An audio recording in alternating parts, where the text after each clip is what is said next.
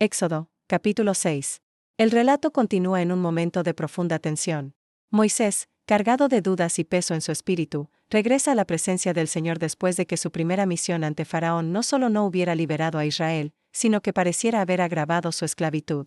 El clamor del pueblo resonaba en sus oídos como una acusación. Lo que vino a traer, en apariencia, había sido mayor opresión. En ese contexto de desaliento, la voz de Dios se alza con firmeza y con un doble matiz de reproche y de consuelo. El Señor le dice a Moisés que ahora verá lo que hará con Faraón. El monarca egipcio, arrogante en su poder terrenal, sería doblegado no por la diplomacia ni la súplica, sino por la intervención poderosa y visible de Dios mismo. Y es aquí donde el relato establece un antes y un después: con mano poderosa los dejará ir, y con mano fuerte los echará de su tierra. Lo que parecía imposible, la libertad de una nación de esclavos bajo el dominio de la mayor potencia de aquel tiempo, sería precisamente la escena en la que Dios mostraría la grandeza de su poder y la firmeza de su fidelidad. El texto, en su expansión, hace memoria de los antepasados. Dios se revela a Moisés con un detalle que marca la diferencia: yo soy el Señor. A los patriarcas, Abraham, Isaac y Jacob, se les apareció como el Shaddai, el Dios Todopoderoso, pero ahora revela su nombre de modo más íntimo y definitivo: el Señor, YHWH, aquel que existe por sí mismo, el que cumple promesa y que no se olvida. La mención de este nombre no es un simple detalle teológico, sino un acto de continuidad histórica. Lo que comenzó con las promesas dadas en las arenas móviles de Canaán, ahora se encamina hacia su cumplimiento en medio del corazón férreo de Egipto. Dios recuerda el pacto: la tierra de Canaán, jurada a los padres, es herencia para sus descendientes. No es una promesa abstracta, sino vinculada a la historia concreta de un pueblo que gime bajo el peso de cadenas y trabajos forzados. Y el Señor declara haber escuchado el gemido de los hijos de Israel, oprimidos y sujetos al yugo. Ese clamor no ha caído en el vacío, llega al oído del Altísimo, que responde no con indiferencia, sino con actos poderosos de liberación.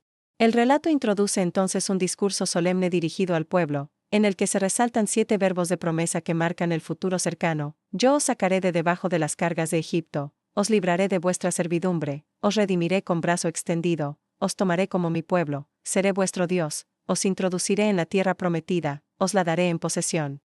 Cada verbo resuena como campanada de libertad y como confirmación inquebrantable de que el proyecto divino no se detiene por las dificultades humanas. No es Moisés quien liberará por su propia fuerza, sino Dios quien actuará de principio a fin. Moisés transmite este mensaje al pueblo, pero ellos no le escuchan. Sus corazones están endurecidos por la angustia y la cruel servidumbre.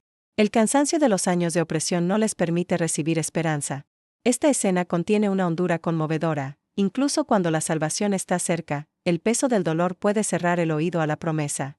La incredulidad del pueblo no es infidelidad consciente, sino una consecuencia emocional de las cadenas demasiado largas.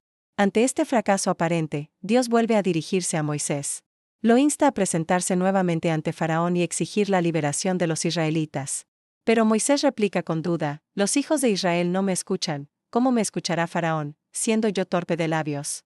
Nuevamente surge su inseguridad, esa fragilidad personal que lo acompaña desde el inicio del mandato en la zarza ardiente.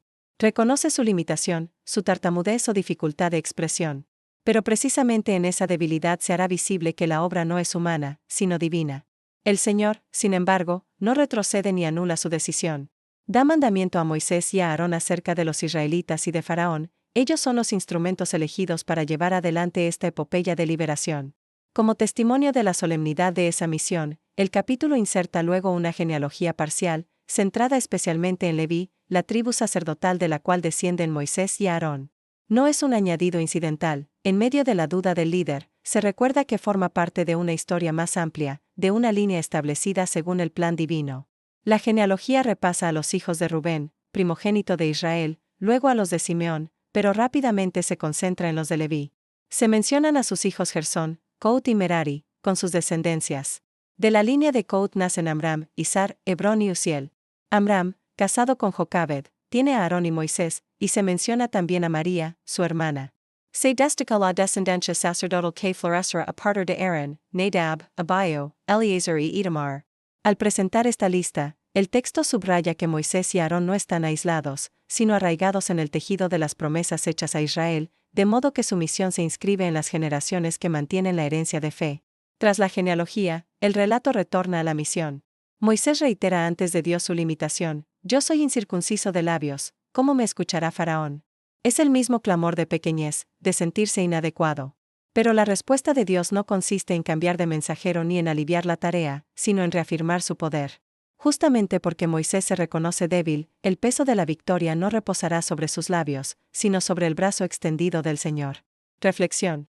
Este capítulo es uno de los pilares narrativos del Éxodo porque muestra la tensión entre duda humana y fidelidad divina. Retrocedamos, Moisés experimenta fracaso. Frente a la primera negativa de Faraón y el incremento del sufrimiento del pueblo, su ánimo se quebranta. Cuestiona no solo su propia capacidad, sino incluso la eficacia de la misión divina. Pero lo decisivo no está en él, sino en aquel que lo envió. Dios responde con grandeza y paciencia. Se revela de manera más profunda, ya no solo como el Todopoderoso de los patriarcas, sino como el Señor cuyo nombre implica cercanía, fidelidad y acción. El paso de esta revelación es clave. El Dios que antes prometía, ahora actúa con hechos visibles en la historia. El pacto antiguo se mantiene firme, aun cuando las circunstancias sugieran lo contrario. La escena del pueblo incapaz de escuchar la voz de esperanza es profundamente actual. La opresión, el dolor prolongado y la amargura pueden hacernos insensibles a las promesas, aunque sean verdaderas. Ese silencio de corazón es reflejo de lo humano, y el texto muestra que Dios comprende esa fragilidad. No espera fe perfecta en medio del sufrimiento, sino que actúa incluso cuando su pueblo no puede creer. En Moisés, vemos un espejo de inseguridades frecuentes.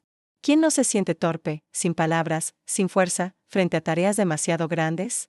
Pero este relato subraya que la misión divina no depende de la elocuencia de sus mensajeros, sino del poder de Dios.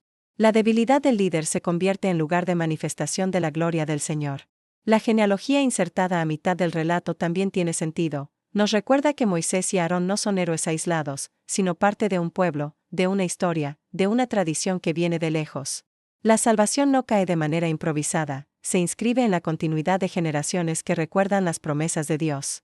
Finalmente, Éxodo 6 nos invita a contemplar el modo en que Dios actúa, firme, fiel y paciente. No depende del ánimo vacilante de los hombres ni de las circunstancias adversas. Incluso cuando todo parece más oscuro, Él repite una y otra vez: yo soy el Señor, yo os sacaré, yo os libraré, yo os redimiré. La salvación comienza y termina en su voluntad soberana. Si te ha gustado el contenido, suscríbete, es gratis y haz clic en el pulgar hacia arriba. Comparte este video con tus amistades y contactos, me ayudas a crecer. Muchas gracias.